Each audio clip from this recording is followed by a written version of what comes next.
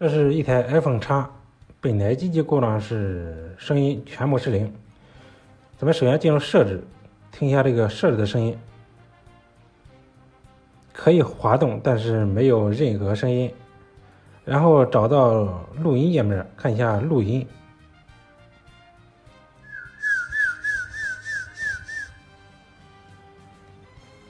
录音也是可以正常录音的，但是播放的时候仍然是没有声音的。也就是说，现在机器是没有任何声音。首先分层，看一下中层，看是否存在掉点或者断线的地方。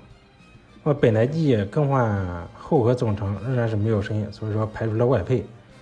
分层之后，咱们首先去重做一下大音频，然后重新贴合中层。在苹果手机上面7.7P 大音频虚焊导致的没有声音是非常常见的。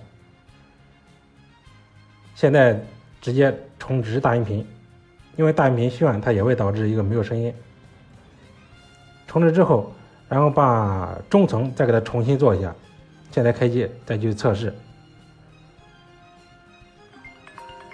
好，现在设置里面的声音已经出来，然后重新测试一下录音。